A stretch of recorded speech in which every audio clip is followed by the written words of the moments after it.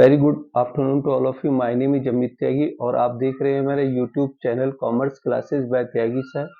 और आज का जो टॉपिक रहेगा हमारा BST chapter number 12 consumer protection act 2019 रहेगा। आइए इसको डिस्कस करते हैं। कंज्यूमर प्रोटेक्शन क्या है? The concept of consumer protection is to safeguard the interest of the consumer. It adopts measures to protect consumers from unethical malpractices by business and provide a swift/fast redressal of their grievance with regard to. Consumer protection act consumer के interest को क्या करता है? Protect करता है। मान लीजिए जब आप कोई प्रोडक्ट खरीदते हैं तो उस प्रोडक्ट को खरीदते समय सेलर के द्वारा जो भी चीट किया गया है उस चीट का क्या प्रोवाइड कराता है? ये उस चीट के अगेंस्ट आपको प्रोटेक्शन प्रोवाइड कराता है कि आप उसके खिलाफ क्या एक्शन ले सकते हैं, आप कैसे उस चीटिंग की भरपाई कर सकते हैं। चीटिंग कैसे? मान लीजिए आपने कोई प्रोडक्ट खरीदा, उसकी जो वेट था वो 1 kg आपने खरीदा, लेकिन एक्चुअल में उसका 1 kg वेट नहीं है, ठीक है, 900 ग्राम उसका वेट निकला। तो ये क्या है? माल प्रैक्टिसेस हैं जो बिजनेसमैन के द्वारा की जाती हैं। बहुत से बिजनेसमैन इस तरह से क्या करते हैं? चीटिंग कर लेते हैं कस्टमर के साथ में। तो इस तरह से जो चीटिंग होती है उन चीटिंग से बचने के लिए कंज्यूमर प्रोटेक्शन एक्ट क्या करता है? प्रोटेक्शन प्रोवाइड कराता है कस्टमर को फास्टेस्ट स्विफ्ट, मतलब कि तेजी से जल्दी उनकी प्रॉब्लम को सुना जा सके। अब ये ग्रेवियांस कौन कौन से, आइए देखते हैं। फर्स्ट है सेल ऑफ डुप्लीकेट गुड्स। कभी कभी सेलर क्या करता है कि जो आप प्रोडक्ट लेने जाते हैं वो उसकी डुप्लीकेट कॉपी आपको दे देता है, ओरिजिनल कॉपी आपको नहीं देता। तो इसके अगेंस्ट प्रोटेक्शन आपको प्रोवाइड कराता है। Second, use of malfunctioning weight and measures. Malfunctioning weight मतलब कि वेट, आपने जितना वेट लिया है किसी भी किसी भी प्रोडक्ट का उससे कम अगर वेट रहता है तो ठीक है, या नंबर ऑफ यूनिट्स आपने जितनी खरीदी है, ठीक है, अगर उनसे कम यूनिट अगर रह जाती हैं तो इस तरह की जो प्रैक्टिस बिजनेसमैन के द्वारा होती हैं तो इसके अगेंस्ट वो प्रोटेक्शन प्रोवाइड कराता है। ब्लैक मार्केटिंग एंड होर्डिंग के अगेंस्ट क्या करता है? प्रोटेक्शन प्रोवाइड कराता है। Over charging a product, charging more than MRP. मान लीजिए कभी कभी आप क्या करते हैं, आपने कोई प्रोडक्ट खरीदा, उस पे जो प्राइस पड़ा है 100 पड़ा है, लेकिन आपसे 110 रुपये या 120 रुपये, मतलब कि जो भी उसका जो एमआरपी है उससे ज़्यादा अगर आपसे प्राइस वसूल लिया जाता है सेलर के द्वारा तो उसके अगेंस्ट भी ये प्रोटेक्शन प्रोवाइड कराता है। सप्लाई ऑफ डिफेक्टिव गुड्स, अगर कभी कभी जो सेलर होता है वो डिफेक्टिव गुड्स अपने कस्टमर को प्रोवाइड करा देता है, ठीक है, तो उसके अगेंस्ट भी हमें प्रोटेक्शन प्रोवाइड कराता है। जो नेक्स्ट है मिसलीडिंग एडवर्टाइजमेंट। कभी कभी एडवर्टाइजमेंट में क्या होता है कि चीजें कुछ और बताई जाती हैं लेकिन प्रोडक्ट के अंदर कुछ और चीजें निकलती है। मतलब कि हो सकता है कि जो एडवर्टाइजिंग में उसके फीचर्स कुछ ज्यादा एक्सप्लेन कर दिए गए हैं लेकिन एक्चुअल में उस प्रोडक्ट में उतने फीचर्स है नहीं जितना एडवर्टाइजमेंट में बताया गया है। तो इस तरह की जो चीटिंग होती है उससे प्रोटेक्शन प्रोवाइड कराता है। Supply of inferior quality of service, अगर कोई सेलर या कोई सर्विस प्रोवाइडर आपको घटिया क्वालिटी प्रोवाइड करा देता है, इंफीरियर मतलब जो घटिया क्वालिटी होती है, ठीक है, किसी प्रोडक्ट की या सर्विस की जो आप एक्सपेक्ट करते हैं अगर उससे क्वालिटी अगर कम रहती है, तो इस तरह की चीटिंग के अगेंस्ट भी कंज्यूमर प्रोटेक्शन एक्ट आपको क्या प्रोवाइड कराता है? प्रोटेक्शन प्रोवाइड कराता है। सेल ऑफ सब स्टैंडर्ड गुड्स एक्सेट्रा। सब स्टैंडर्ड गुड्स का मतलब होता है जो एक्चुअल में क्वालिटी स्टैंडर्ड के हिसाब से गुड्स नहीं है, जो भी क्वालिटी स्टैंडर्ड जो है गवर्नमेंट के द्वारा डिसाइड किया गया किसी प्रोडक्ट का, उस प्रोडक्ट की जो क्वालिटी है उस क्वालिटी स्टैंडर्ड से मैच नहीं करती है, उससे कम है। तो इस तरह की जो प्रैक्टिसेस सेल मैन के द्वारा या सेल्स पर्सन के द्वारा की जाती है कस्टमर के साथ में, तो इन सभी के अगेंस्ट में कंज्यूमर प्रोटेक्शन एक्ट हमको क्या करता है? जो है प्रोटेक्शन प्रोवाइड कराता है। आगे देखते हैं कंज्यूमर राइट्स क्या है। देखिए कंज्यूमर राइट्स की बात करें तो there are 6 rights of consumer. First is right to safety, right to information, right to be assured oblique right to be choose, fourth right to be heard or right to be representation, fifth, right to be seek redressal. Sixth, right to be consumer education. Right to safety का मतलब क्या है कि consumer जब भी कोई product खरीदता है तो वो उस प्रोडक्ट की क्वालिटी के बारे में पूछने का हकदार है कि इस प्रोडक्ट की क्वालिटी क्या है, ठीक है। और क्योंकि उसको एक जो क्वालिटी वाला ही प्रोडक्ट खरीदना चाहिए, तो उस प्रोडक्ट या सर्विस की क्वालिटी के बारे में, उसकी सेफ्टी के बारे में पूछ सकता है, ठीक है, सेलर से। राइट टू इंफॉर्मेशन, इसके अंदर कस्टमर के पास ये राइट होता है, कस्टमर सेलर से या प्रोड्यूसर से, जिससे भी वो प्रोडक्ट खरीदता है, उससे प्रोडक्ट की क्वालिटी के बारे में, क्वांटिटी के बारे में, प्राइस के बारे में, ठीक है, कलर के बारे में, जो भी उसको इन्फॉर्मेशन रिक्वायर्ड है वो उससे पूछ सकता है, उसका ये राइट होता है। Third, right to be assured, right to be choose. इसके अंदर क्या होता है, कोई भी कस्टमर अपनी इच्छा से प्रोडक्ट खरीदता है, ठीक है, उसको ये राइट होता है कि वो किसी भी कंपनी का, किसी भी वैरायटी का, ठीक है, कोई भी प्रोडक्ट वो चूज कर सकता है, किसी भी कलर का कर सकता है, किसी भी साइज का कर सकता है।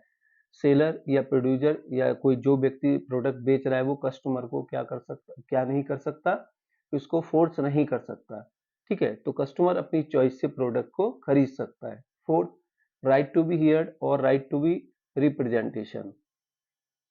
जहां पर भी कस्टमर की कंप्लेंट फाइल होती है, किसी भी फॉरम में अगर कस्टमर की कंप्लेंट फाइल होती है, तो वहां पर उसकी बात को, उसके ग्रेवियांस को, उसकी प्रॉब्लम्स को पूरी तरह से सुनने का राइट है, ठीक है, उसकी बात को वहां पर सुना जाए, ठीक है, उसकी प्रॉब्लम क्या है। फिफ्थ है राइट टू सीक रेड्रेशन। इसके अंदर क्या, किसी भी कस्टमर को अपनी, उसके साथ जो भी चीट हुआ है, जो भी ग्रीवेंस उसका है, उसके अगेंस्ट उसको प्रोटेक्शन पाने का अधिकार है, उसका कंपनसेशन पाने का अधिकार है। Six, right to consumer education. इसके अंदर कस्टमर को क्या है कि कस्टमर को जो एजुकेशन का अधिकार है कि जो भी कोई वो प्रोडक्ट खरीदता है तो उसको अवेयर होना, अवेयर करने का काम जो है होना चाहिए कि उसको बताया जाए, ठीक है, उस प्रोडक्ट के बारे में, उस सर्विस के बारे में, ठीक है। तो उसको प्रोडक्ट की क्वालिटी या सर्विस की क्वालिटी के बारे में नॉलेज रखने का भी राइट है, उसको बताया जाना चाहिए प्रोडक्ट की क्वालिटी के बारे में, सेफ्टी के बारे में। तो इसी को बोलते हैं राइट टू कंज्यूमर एजुकेशन। अब बात करते हैं कंज्यूमर्स रेस्पॉन्सिबिलिटी। जिस तरह से कंज्यूमर के कुछ राइट्स होते हैं, तो कंज्यूमर की क्या होती है, कुछ रेस्पॉन्सिबिलिटीज भी होती हैं, ठीक है। वो रेस्पॉन्सिबिलिटीज क्या है, आइए देखते हैं। Consumer must exercise his right. जो भी कंज्यूमर के पास राइट है उनको वो यूज करे, चाहे वो राइट टू सेफ्टी है, राइट टू इंफॉर्मेशन है, राइट टू हियर्ड है। तो जो भी 6 राइट है उनका वो इस्तेमाल करे। नेक्स्ट है कॉशियस कंज्यूमर, मतलब कि कंज्यूमर को कॉशियस होना चाहिए क्वालिटी के लिए, ठीक है। जैसे अगर कोई हम प्रोडक्ट खरीदते हैं तो हमको एक क्वालिटी वाला ही प्रोडक्ट खरीदना चाहिए, अगर उसकी क्वालिटी पुअर रहती है तो हमारे लिए हार्मफुल हो सकता है। तो कस्टमर को या कंज्यूमर को हमेशा क्या होना चाहिए, कॉशियस होना चाहिए, ठीक है, प्रोडक्ट की फीचर्स को लेकर के, क्वालिटी को लेकर के। नेक्स्ट है filling complaint for the genuine grievance. किसी भी कस्टमर का क्या जो रेस्पॉन्सिबिलिटी है कि वो कोई भी कंप्लेन अगर करता है किसी भी फॉरम में जाके, तो उसकी जो प्रॉब्लम है जेन्युइन होनी चाहिए। मान लीजिए कोई आप प्रोडक्ट खरीदते हैं, उस पे बहुत हल्का सा स्क्रैच है, ठीक है, बहुत हल्का सा जो कि दिखाई नहीं दे रहा है, बहुत छोटा सा है, लेकिन आप उसके अगेंस्ट कंप्लेन लेकर के पहुंच गए। तो ये इस तरह की ग्रीवियंस लेकर के नहीं जाना चाहिए, क्योंकि इससे टाइम वेस्टेज होता है, कोर्ट का भी होता है, हमारा भी होता है। तो इस तरह के छोटे छोटे ग्रीवियंस नहीं लेकर के जाना चाहिए। Next, consumer must be quality conscious. Customer जो है क्वालिटी कॉन्शियस होना चाहिए, उसको जो भी प्रोडक्ट खरीदना है उस प्रोडक्ट की क्वालिटी को जांच परख के ही उस प्रोडक्ट को खरीदना चाहिए, ठीक है। और उसको जब भी वो कोई प्रोडक्ट खरीदता है, चाहे वो इलेक्ट्रिक आइटम खरीदे या कोई फूड प्रोडक्ट खरीदे, अगर वो इलेक्ट्रिक आइटम खरीदता है तो उस पे आईएसआई मार्क देखना चाहिए, क्योंकि जिस इलेक्ट्रिक आइटम पे आईएसआई मार्क होता है तो वो इस बात का एश्योरेंस होता है कि इस प्रोडक्ट की क्वालिटी अच्छी है। नेक्स्ट है do not carried away by advertisement. Advertisement पर ही ट्रस्ट करके प्रोडक्ट नहीं लेना चाहिए, ठीक है। केवल एडवर्टाइजमेंट की ही बातें सुन के अगर आप प्रोडक्ट खरीद रहे हैं तो आपको ये नहीं करना चाहिए। Next, insist on cash memo etcetera. जब आप कोई प्रोडक्ट खरीदते हैं तो उसका बिल जरूर ले लेना चाहिए, क्योंकि बिल क्या होता है, it is the proof of the transaction. आपने जो भी प्रोडक्ट खरीदा है तो ये उस चीज का क्या होता है, प्रूफ होता है। मान लीजिए आपने कई बार देखा होगा अपनी लाइफ में, अगर आप कोई प्रोडक्ट लेके आए हैं, अगर वो प्रोडक्ट खराब हो जाता है, फिर आप उसको सर्विस सेंटर लेके जाते हैं, तो सर्विस सेंटर वाले उस प्रोडक्ट का बिल मांगते हैं। ठीक है, अगर बिल है तो वो रिपेयर या रिप्लेसमेंट जो भी करना है तो उस बिल के आधार पे कर देते हैं। अदरवाइज आपके पास कैश मेमो नहीं है, बिल नहीं है, तो फिर उसको वो मना कर देते हैं। तो these are the customer responsibilities. तो ये रेस्पॉन्सिबिलिटीज को भी फुलफिल करना चाहिए। आगे देखते हैं। When we purchase some goods and service, we should consider। जब कोई हम प्रोडक्ट या सर्विस खरीदते हैं या लेते हैं तो उस समय हमें कुछ बातों का ध्यान में रखना चाहिए, जैसे marks indicating quality in different product. जब हम डिफरेंट तरीके के प्रोडक्ट खरीदते हैं तो उस पर हमें कुछ मार्क्स ध्यान में रखने चाहिए। जैसे बात करते हैं ISI on consumer durable products, electronic items. जैसे हम जितना भी कंज्यूमर ड्यूरेबल प्रोडक्ट खरीदते हैं, इलेक्ट्रॉनिक आइटम खरीदते हैं, जैसे प्रेशर कुकर वगैरह हो गया, प्रेस होगी, आयरन, तो इन सब पे हमें ISI मार्क देखना चाहिए, क्योंकि ISI मार्क इस बात को प्रूफ करता है कि इस प्रोडक्ट की क्वालिटी अच्छी है। तो जब भी हम ड्यूरेबल प्रोडक्ट खरीदेंगे या इलेक्ट्रॉनिक आइटम खरीदेंगे तो हम ISI मार्क हमेशा उस पर देखेंगे। ठीक है, नेक्स्ट अगर बात करते हैं egg mark on agriculture commodities and live stock product. जब आप एग्रीकल्चर जो कॉमोडिटीज खरीदते हैं, जैसे व्हीट, राइस, मेज, इस तरह के कोई प्रोडक्ट खरीदते हैं तो उस पर आपको एग मार्क देखना चाहिए। या फिर लाइव स्टॉक प्रोडक्ट खरीदते हैं, जैसे दूध, दही, मिल्क, ठीक है, जो फूड प्रोडक्ट होते हैं। ठीक है, अगर आप उस तरह के जो प्रोडक्ट है उन प्रोडक्ट्स को आप खरीदते हैं तो आपको उस पर एग मार्क देखना चाहिए, क्योंकि एग मार्क इस बात का को रिप्रेजेंट करता है कि इस प्रोडक्ट की क्वालिटी क्या है, बहुत अच्छी है। उसके बाद अगर आप BIS mark hallmark on gold jewellery, अगर आप कोई गोल्ड ज्वेलरी खरीदना चाहते हैं तो उस गोल्ड ज्वेलरी पर ये वाला मार्क आपको देखना चाहिए, BIS मार्क आपको देखना चाहिए। ठीक है, तो वो इस बात का रिप्रेजेंटेशन होता है कि ये जो ज्वेलरी है ये प्योर गोल्ड का बना हुआ है, इसमें जो गोल्ड है वो जेन्युइन क्वांटिटी में यूज किया गया है। नेक्स्ट, अगर आपको ऊन इस तरह का वुलन खरीदना है तो उस पर वुलन मार्क आपको देखना चाहिए, इट्स सिग्निफिकेंट 100% प्योर वूल। ठीक है, तो जो प्रोडक्ट ऊन से बने होते हैं उन पर अगर ये मार्क होता है तो इसका मतलब ये इस बात का रिप्रेजेंटेशन करता है कि ये जो प्रोडक्ट है वो 100% प्योर वूल से बनाया गया है। तो क्या है कि हम जब भी कोई प्रोडक्ट खरीदते हैं इस तरह के मार्क्स को हमें ध्यान में रखना चाहिए। Eco mark for environment friendly product, अगर आपको कोई ऐसा प्रोडक्ट खरीदते हैं जो इको फ्रेंडली हो, जैसे जूट के बैग्स होते हैं, तो उस पे इको मार्क आप देखिएगा। ठीक है, इको मार्क अगर होते हैं तो आप उस प्रोडक्ट को खरीदिएगा, क्योंकि वो इको फ्रेंडली जो बनाए गए हैं। आगे रिलीफ्स और रेमेडीज कि आपको क्या क्या रिलीफ मिल सकती है। ठीक है, जब आप कोई केस फाइल करते हो इन कंज्यूमर फोरम में जाके तो आपको क्या क्या रिलीफ वहां पर मिल सकती है। First, to remove the defective और डेफिशिएंसी इन द सर्विस। जब भी कोई आज प्रोडक्ट खरीदते हो या सर्विस लेते हो उसमें जो भी डिफेक्ट्स होते हैं या डेफिशिएंसी होती है तो उसको रिमूव किया जा सकता है। Second, to replace the defective product with the new one, या फिर आपका जो डिफेक्टिव प्रोडक्ट है उसको रिप्लेस करके नया प्रोडक्ट आपको दे दिया जाएगा। To refund the price and paid for product और सर्विस, जो भी आपने प्राइस पे किया है या फिर आपको वो टोटल अमाउंट आपको वापस मिल जाएगी। Fourth is to discontinue unfair trade practices, और वो ये भी कर सकते हैं कि सर हम आपकी जो ग्रीवियंस है उसको सॉर्ट आउट कर देते हैं और आगे इस तरह की कोई प्रैक्टिस हम नहीं करेंगे, उसको डिसकंटिन्यू कर देते हैं। Fifth, no to offer hazards goods for sale, और ये भी हो सकता है कि फिर वो आगे इस तरह के कोई प्रोडक्ट मार्केट में सेल के लिए ऑफर ना करें। 6 पेमेंट ऑफ कंपनसेशन, आपको जो नुकसान हुआ है उसके अगेंस्ट आपको कोई कंपनसेशन मिल सकती है। Last is payment of adequate cost to aggrieved party etcetera, या फिर जो भी एडिकेट कॉस्ट आपकी आई है उस प्रोडक्ट को खराब होने की वजह से, तो वो कॉस्ट आपको पे की जा सकती है। तो ये सब आपको रेमेडीज जो है कंज्यूमर फोरम से आपको मिल सकती है। आगे बात करते हैं redressal agency under the consumer protection act 2019 की। रिड्रेशल एजेंसी वो एजेंसी होती है जहां पर एक कस्टमर अपनी कंप्लेन फाइल कर सकता है। तो वो एजेंसी कौन कौन सी है आइए देखते हैं। पहला है डिस्ट्रिक्ट कमीशन, सेकंड है स्टेट कमीशन, थर्ड है नेशनल कमीशन। अब इनके बारे में पढ़ते हैं। डिस्ट्रिक्ट कमीशन क्या है? In this we can file the complaints for goods और सर्विस वर्थ ऑफ ₹1 करोड़ और लेस इन दिस एजेंसी। आप यहाँ पर उस प्रोडक्ट या सर्विस की का केस फाइल कर सकते हैं जिसकी कॉस्ट जो है, जिसका प्राइस 1 करोड़ रुपए या उससे कम है। तो इस तरह का केस कहाँ जाएगा? डिस्ट्रिक्ट कमीशन में जाएगा।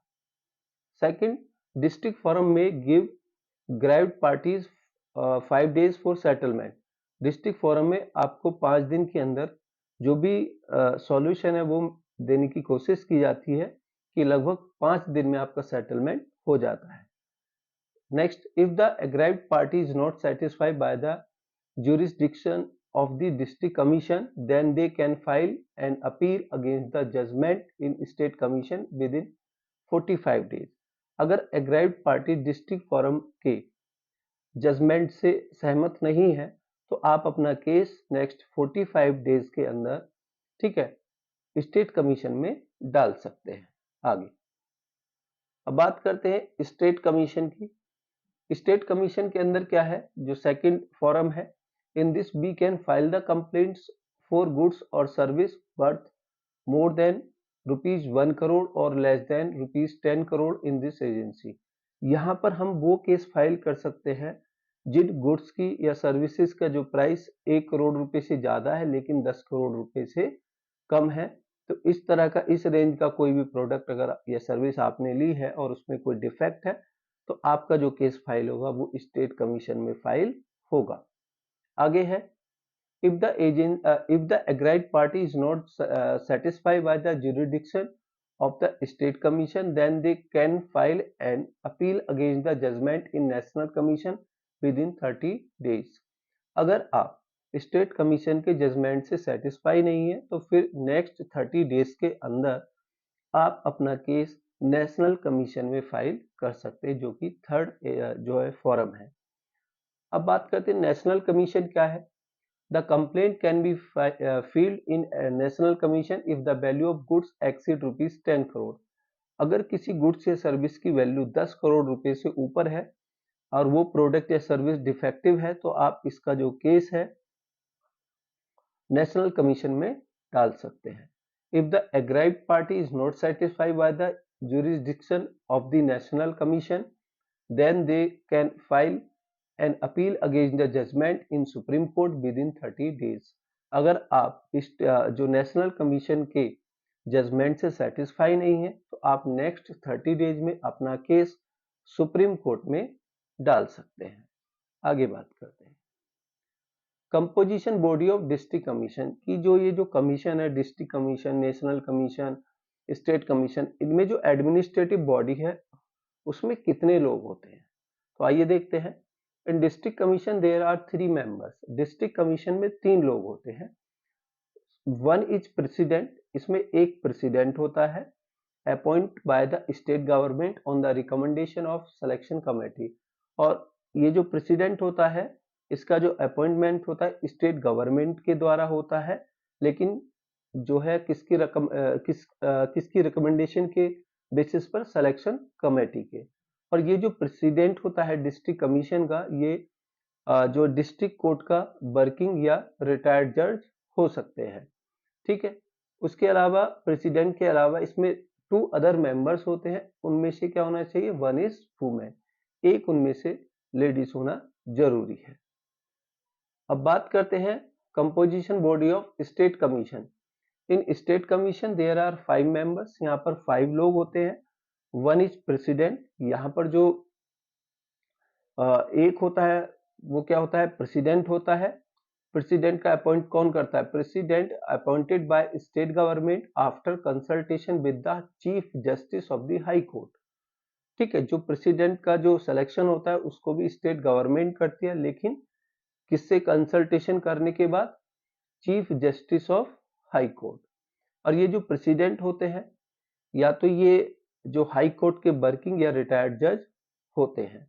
आगे 4 अदर मेंबर्स होते हैं, उनमें से एक वुमेन होती है। आगे बात करते हैं composition body of national commission. National commission, in national commission there are 5 members, यहाँ भी 5 मेंबर्स होते हैं। वन इज प्रेसिडेंट होता है, appointed by state government after the consultation with the chief justice of India. ये आई थिंक ये गलत हो गया है, स्टेट गवर्नमेंट नहीं है, ये सेंट्रल गवर्नमेंट है। क्या है, ये सेंट्रल गवर्नमेंट है। यहाँ पर जो नेशनल कमीशन में जो प्रेसिडेंट का जो अपॉइंटमेंट होता है उसको सेंट्रल गवर्नमेंट करती है, लेकिन किससे कंसल्टेशन के बाद, चीफ जस्टिस ऑफ इंडिया के बाद। नेशनल कमीशन का जो प्रेसिडेंट है वो या तो सुप्रीम कोर्ट के वर्किंग या रिटायर्ड जज हो सकते हैं। इसके अलावा इसमें 4 अदर मेंबर होते हैं, वन इज वुमेन होती है। आइए आगे देखते हैं। अब ये आपने जो है स्लोगन सुना ही होगा, जागो ग्राहक जागो। ठीक है, अगर आपको हमारी वीडियो पसंद आई हो, ठीक है, तो प्लीज हमारी वीडियो को लाइक कर दीजिएगा और हमारे चैनल को सब्सक्राइब कर दीजिएगा, वीडियो शेयर कर दीजिएगा। अगर कुछ क्वेरी हो तो उसके लिए कमेंट कर दीजिएगा। थैंक यू, बाय बाय, फिर मिलते हैं नेक्स्ट वीडियो में।